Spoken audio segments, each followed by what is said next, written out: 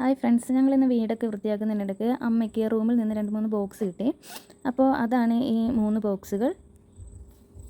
ഇത് പണ്ട് അമ്മ കോയിൻസ് ഒക്കെ ഇട്ട് വെച്ചിരുന്ന ബോക്സാണ്. എപ്പോഴോ മറന്നുപോയി എവിടെയോ ഇരുന്നതാണ്. ഇതിലിപ്പോൾ കുറേ കോയിൻസ് ഉണ്ട്. അപ്പോൾ അത് ഞങ്ങൾ കാണിച്ചു തരാം. പഴയ കാല കോയിനുകളാണ്. ഒരു 10-20 വർഷം പഴക്കം ഉണ്ടാവും. അപ്പോൾ നമുക്കിതൊന്ന് തുറന്ന് നോക്കാം. ഇതിൽ പല കോയിൻസ് ഇതിലുണ്ട്. നമുക്ക് നോക്കാം. പൈസ 10 പൈസ, പഴയ 5 പൈസ അങ്ങനെയുള്ള കോയിൻസാണ്. അപ്പോൾ ഇതൊന്ന് സെപ്പറേറ്റ് ചെയ്തിട്ട് നമുക്ക് നോക്കാവേ. ഇത്രയാണ് ഇപ്പോൾ അകത്തു നിന്ന് കിട്ടിയതാണ്. 3 ബോക്സിൽ നിന്നും കൂടെ കിട്ടിയതാണ്. 10 പൈസ, 20 പൈസ, പിന്നെ 25 പൈസ, 50 പൈസ. ഇതൊക്കെ നമ്മൾ എല്ലാവരും കണ്ടിട്ടുള്ളതാണ്. ഇതാണ് അപ്പോൾ നമ്മുടെ 10ൻ്റെ നാണയങ്ങൾ. 10 പൈസകളാണ്.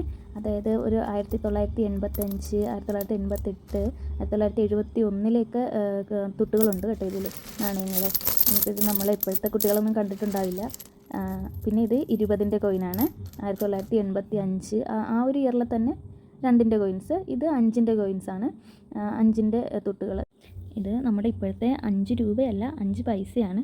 അതായത് ഇതിൻ്റെ ഒരു 20 എണ്ണം വന്നാലേ നമുക്ക് ഇപ്പോഴത്തെ 1 രൂപയാകുള്ളൂ. അപ്പോൾ ഇത് 5ൻ്റെ പൈസകളാണ്. പല ഇയറിലുണ്ട്. ഞാൻ ജസ്റ്റ് അതൊന്ന് നോക്കുമായിരുന്നു. പല ഇയർ ഉണ്ട്. ഇതിൽ ഏറ്റവും എനിക്കിഷ്ടപ്പെട്ട കുറച്ച് കോയിൻസാണ് ഈ കുഞ്ഞൻ കോയിൻസ്.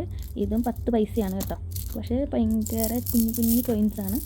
ഇത് 5 പൈസ പറഞ്ഞതുപോലെ ഇതിൻ്റെ ഈ 10 പൈസയുടെ 10 എണ്ണം വരുമ്പോൾ നമ്മുടെ 1 രൂപയാവും.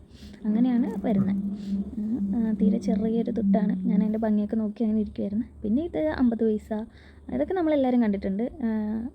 പിന്നെ ഇച്ചിരി സ്പെഷ്യലായിട്ട് തോന്നിയൊരു 50 പൈസയാണ് ഇത്. ഇതിൽ നമ്മുടെ ഇന്ദിരാഗാന്ധിയുടെ ഫോട്ടോ ആണ് ഉള്ളത്.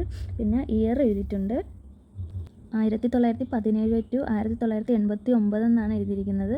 അത് നമ്മുടെ ഇന്ദിരാഗാന്ധി ജനിച്ച വർഷവും മരിച്ച വർഷവുമാണ് പറയുന്നത്.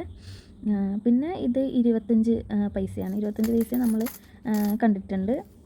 ഇത് കുറച്ച് പഴയ 89കളിലെ ഒരു 25 പൈസകളും പിന്നെ 2000-ലെ 25 പൈസകളുമാണ്. അപ്പോൾ ഇതൊക്കെ കാണിക്കാനാണ് ഇന്ന് ഞാൻ വന്നത്. അപ്പോൾ അടുത്ത വീഡിയോയിൽ കാണുന്നത് വരെ ബായ്.